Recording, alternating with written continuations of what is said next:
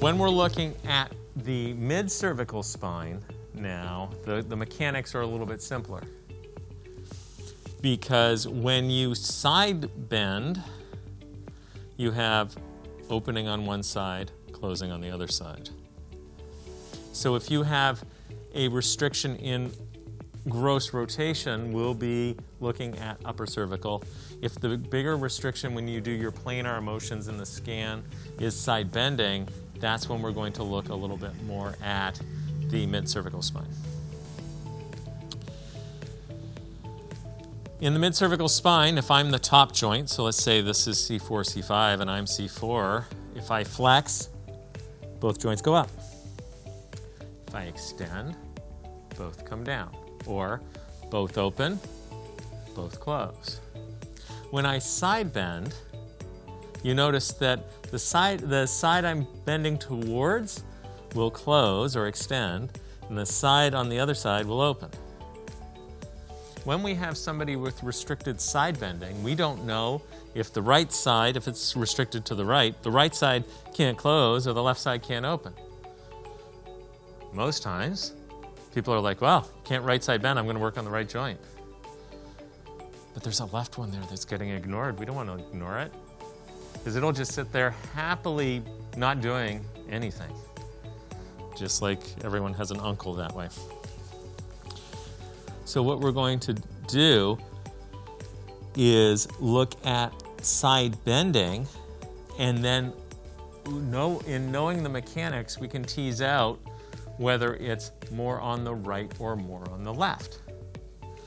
So if Ray has a restriction in right side bending, what we need to do is see, can we increase that restriction by biasing aside, like we did in the upper cervical.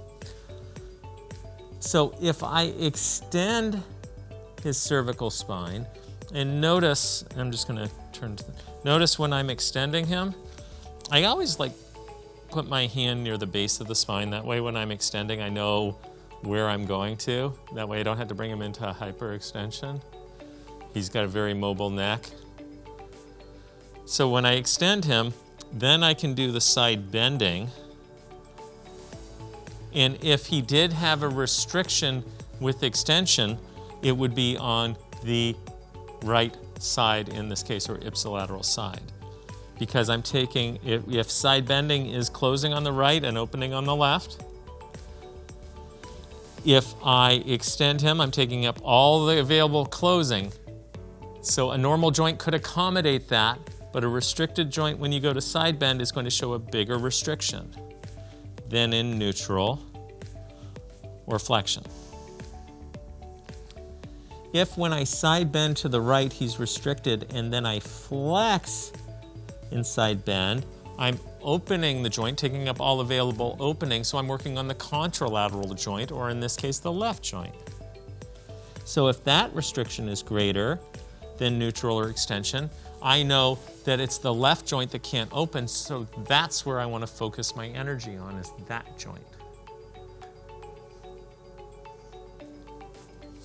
If there's no change between flexion, neutral, and extension, it's a U joint. Stay tuned. Our muscle glide assessment, so now we know that he's restricted somewhere along that lines. What we can do is do some PPIVMs. So you know we have flexion PPIVMs, extension PPIVMs. For this particular one, a nice quick and easy way to do it, if it was a restriction in side bending to the right, remember, angle of the mandible mastoid process, C1, C2, you're finding sternocleidomastoid. You can palpate somewhere between the sternocleidomastoid and the spinous process of C2 to get on the C2 joint or C2, C3. You take up some of your slack, and you can side bend and work your way down segment by segment to see if you can find the area that is most restricted. Once you find that area, let's say it's C5 or 4C5, I can assess the mobility by side bending him to his restriction, and if it was an ipsilateral joint, extend, fix the area, and take C5 and bring it up into C4, which would be closing it additionally. This is C5, this is C4. I'm pushing up on it, which is closing it more, which is a relative C4 closing. So in summary, I did side bending to the right. He was restricted. I extended and side bent to the right, and that was a greater restriction than neutral or flexion. So I know he can't close somewhere in the mid-cervical spine. Because I use side bending, I'm going to start at C2, C3 and do side bending till I find the area that I think is the greatest restriction.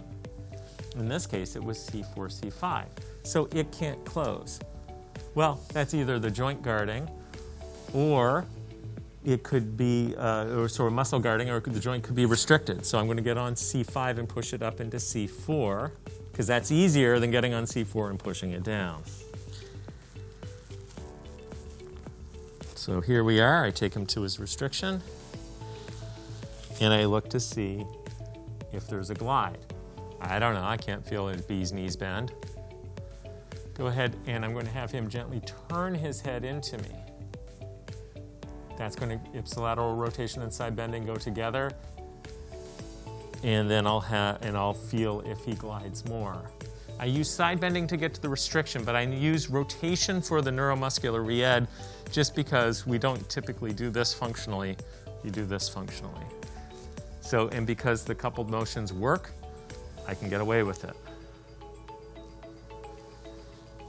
If it was the other side, so when I flexed and side bent him to the right, there was a restriction. I know somewhere on the other side can't open.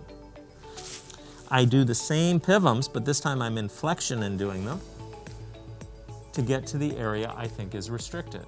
If it was C4, C5 can't open, now I can fix C5, so I usually start at C6, come up to C5,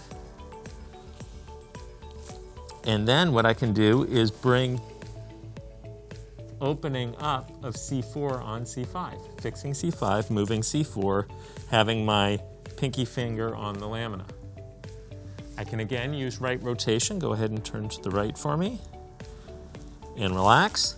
And I can look to see if I can get a little bit more side bending or more opening.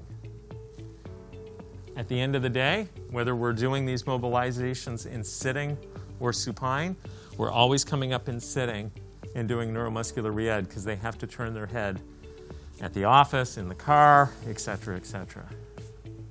So this is always good to go through because this is what you're always going to end your awesome manual therapy with, because that's a good springboard into functional integration for the patient, towel mobilizations, etc.